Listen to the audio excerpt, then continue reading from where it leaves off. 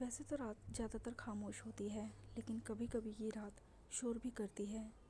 लेकिन रात के इस शोर को सुनना इतना आसान नहीं है। रात के 12 बज गए थे और रंजीता अपने बिस्तर पर उदास बैठी थी। कभी वो खिड़की के बाहर जाती तो कभी बिस्तर पर चुपचाप बैठ जाती, फिर बाहर बालकनी में जाकर खड़ी हो जाती। उसके हाव भाव बता रहे थे कि वो किसी का इंतज़ार कर रही थी। रंजीता मन में सोचते हुए, क्या बात हो गई आज, इस समय तक तो वो आ जाता था। तभी रंजीता की हवेली के पीछे एक आदमी चढ़ता हुआ दिखाई देता है। उसने अपने चेहरे को बड़े से तौलिए से ढक रखा था। धीरे धीरे ऊपर चढ़ता हुआ वो रंजीता की बालकनी तक पहुंचा और दबे पांव रंजीता के कमरे में प्रवेश कर गया। रंजीता बिस्तर पर चुपचाप बैठी हुई थी। उसने पीछे से उसकी दोनों आंखों को अपने हाथ से ढक लिया और उससे पूछा, बताओ कौन। रंजीता ने उसके हाथों को पहले तो प्यार से छुआ और फिर उसे झटकते हुए बोली, मोहन, 2 दिन हो गए, तुम्हें फुर्सत नहीं है मेरे पास आने की। तुम्हें पता है तुम्हारे बिना मेरी हालत जल में मछली की तरह हो गई थी। ये कहकर रंजीता ने उस युवक को गले से लगा लिया। रंजीता की बातों को सुनकर उस युवक ने अपने चेहरे से तौलिया हटाया और फिर कहा, मोहन ने कहा, आपको पता नहीं है क्या, मालिक ने मुझे 2 दिनों के लिए शहर भेजा था। 2 लाख की रकम किसी को भिजवानी थी और फिर वहाँ से कुछ लाना था। रंजीता ने पूछा, क्या लाना था। मोहन ने कहा, सोने का नेकलेस। आपका जन्मदिन आने वाला है ना। रंजीता ने जब ये सुना तो वे मुस्कुराते हुए मोहन की ओर देखने लगी और फिर उससे पूछा, तुम क्या गिफ्ट दे रहे हो मुझे मेरे जन्मदिन पर। मोहन ने जवाब दिया, मैं क्या दे सकता हूँ, लेकिन मैं तो बचपन से नौकर हूँ यहाँ। रंजीता, तुम फिर से शुरू हो गए। कोई नौकर और मालिक नहीं होता यहाँ। और जहाँ तक गिफ्ट की बात है, तुमसे महंगा गिफ्ट मुझे कोई नहीं दे सकता। ये कहकर रंजीता ने एक बार फिर मोहन को गले से लगा लिया और फिर वे दोनों डूब गए प्रेम के समंदर में, जहाँ पर डूबने के बाद बड़ा छोटा कोई नहीं होता, बस वहाँ होता है प्यार, प्यार और प्यार, जो दोनों प्रेम में डूबे हुए थे।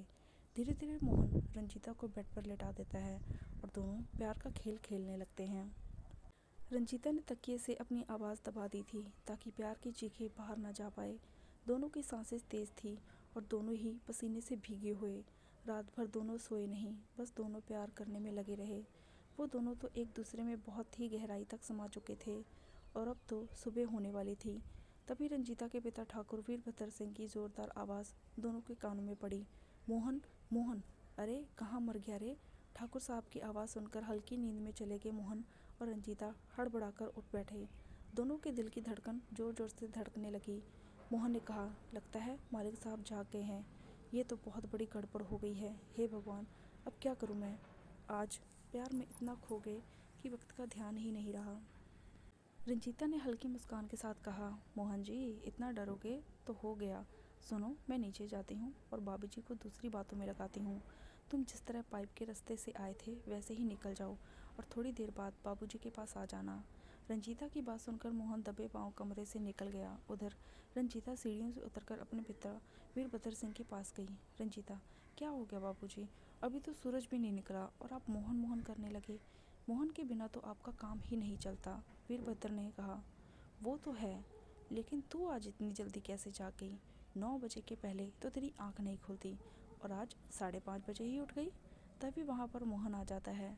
उसे देखकर वीरभद्र सिंह उस पर चिल्लाते हुए कहते हैं, अरे कहाँ मर गया था रे तू, तुझे आवाज़ दे देकर गला बैठ गया मेरा। मोहन ने कहा, मालिक, वो भैंसिया चिल्ला रही थी इसलिए उसे चारा देने गया था। वीरभद्र, सुन, तुझे पता है ना आज रंजीता का जन्मदिन है। शाम को बड़ी पार्टी है, कई लोग आएंगे उसमें। और हाँ, पार्टी में वीरपाल जी भी अपने बेटे अंगद के साथ आ रहे हैं। उनका विशेष ध्यान रखना। मैं चाहता हूँ कि रंजीता की शादी अंगद से हो जाए। और हाँ, एक बात और, मालकिन भी राजेश के साथ शहर से आ रही है, तो तू उन्हें लेने दोपहर में स्टेशन चले जाना। मोहन रंजीता के यहाँ नौकर का काम करता है। हालांकि उसे ग्रेजुएशन में गोल्ड मेडल मिला था। अगर वो शहर चला जाता तो उसे अच्छी नौकरी मिल जाती, लेकिन ठाकुर साहब का कर्ज उसके परिवार पर होने के कारण वो इनके यहाँ काम करता था और बिना उसे चुकाए वो कहीं नहीं जा सकता था। रंजीता ने बहुत बार मोहन से उनके घर का काम छोड़ने को कहा, मगर मोहन हर बार एक ही बात बोलता, कैसे चला जाऊँ रंजीता, तुम्हारे पापा की नौकरी छोड़कर। तुम्हें पता है ना कितना कर्जा है उनका हमारे ऊपर। बिना उसे चुकाए गया तो वो मेरे बूढ़े माँ बाप को बहुत परेशान करेंगे। रंजीता: मोहन, तुम बेवकूफ़ हो। यहाँ पर रहोगे तो इनका कर्ज कभी ख़त्म नहीं होगा। तुम्हारे दादा ने मात्र 75 रुपये मेरे दादा से उधार लिए थे। वो 5 लाख कैसे बन गया, मेरी समझ से बाहर है। मोहन के पिता भी इस घर में नौकर थे और उसके दादा भी। पीढ़ियों से मोहन का परिवार वीरभद्र सिंह के यहाँ नौकर का काम कर रहा था। लेकिन इस बात की परवाह किए बिना पिछले 2 सालों से रंजीता और मोहन के बीच प्यार का सिलसिला चल रहा था। हालांकि इस बात की ज़रा सी भी खबर ना तो वीरभद्र को है और ना ही उसकी पत्नी सुकन्या और बेटे राजेश को। बहरहाल शाम को रंजीता के लिए बड़ी बर्थडे पार्टी का आयोजन वीरभद्र सिंह की हवेली में किया गया था। कई सारे मेहमान वहां आए हुए थे। पार्टी में वीरभद्र ने कहा, दोस्तों, आज मेरे लिए बहुत ही खुशी का दिन है। आज मेरी इकलौती बेटी रंजीता का जन्मदिन भी है और आज मैंने इसके भविष्य के लिए एक बहुत बड़ा फैसला किया है। उसके बाद वीरभद्र सिंह ने रंजीता और अंगद की 15 दिन बाद सगाई की घोषणा कर दी। उस घोषणा को सुनकर रंजीता तुरंत ही वहाँ से चली गई। सभी ने सोचा कि वो शर्मा गई है, लेकिन वो कहते हैं ना, इश्क को आप कितना ही छुपाएं, छुप नहीं सकता। 2 दिन बाद की बात है। रंजीता को लगातार उल्टियाँ हो रही थी। सुकन्या: अरे, कितनी बार कहा है मुंह पर कंट्रोल रखा कर। सारा दिन पता नहीं क्या क्या खाती रहती है। अब हो रही है ना उल्टी। रंजीता की उल्टियाँ रोकने के लिए घरेलू दवा उसे दी गई, लेकिन कंट्रोल नहीं हुआ। फिर उसकी माँ उसे लेकर अस्पताल गई। रंजीता की जांच पड़ताल के बाद डॉक्टर सुनीता ने जो कहा उसे सुनकर सुकन्या देवी चीख पड़ी।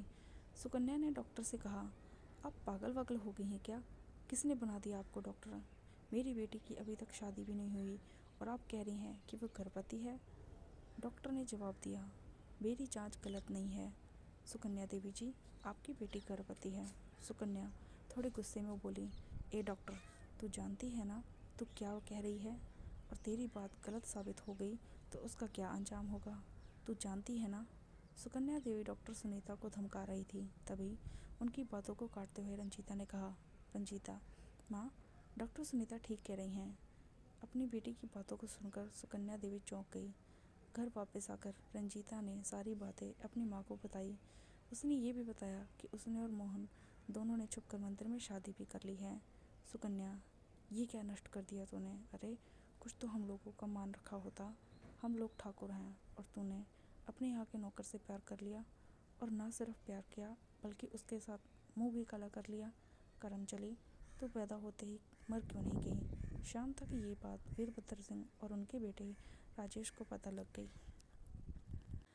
दोनों का खून खौल उठा। राजेश उसी समय राइफल लेकर मोहन को मारने के लिए निकल रहा था। तभी सामने से मोहन आता हुआ दिख रहा है। राजेश ने आव देखा न ताव बंदूक उसके ऊपर डाल दी। रंजीता भागी भागी आई। रंजीता, ये क्या कर रहे हैं राजेश? भैया, मोहन को छोड़ दो, मैं उससे बहुत प्यार करती हूँ। रंजीता की बात सुनकर राजेश ने बंदूक के भारी हिस्से से रंजीता के सिर पर मारा। वो बेचारी लहूलुहान हो गई। रंजीता की हालत देखकर मोहन ने राजेश की राइफल को अपने हाथ में पकड़ लिया और उससे कहा, अगर अपने एक बार और रंजीता पर हाथ उठाया तो मुझसे बुरा कोई नहीं होगा। उसकी बात को सुनकर वीरभद्र सिंह और राजेश ने अपना आपा खो दिया। राजेश ने मोहन का गला पकड़ा और कहा, दो कौड़ी के नौकर, तू हमें धमका रहा है? वीरभद्र: राजेश पानी सर के ऊपर जा चुका है, इसलिए इसे छोड़ना मत। इसने बहुत बड़ी गलती की है। कल को कोई और ऐसी गलती करने की ज़रूरत न करे, इसलिए इसको इस बात की सज़ा देना बहुत ज़रूरी है। पिता की बातों को सुनकर राजेश ने एक बार फिर से बंदूक की नाल मोहन की ओर कर दी। एक जोरदार धमाका हुआ और कुछ देर के लिए हर तरफ खामोशी छा गई। लेकिन जब खामोशी टूटी तो राजेश के सामने उसकी तड़पती हुई बहन रंजीता थी। रंजीता दर्द से तड़पते ही मोहन से बोली, मोहन, मोहन, भाग जा तू, भाग यहाँ से।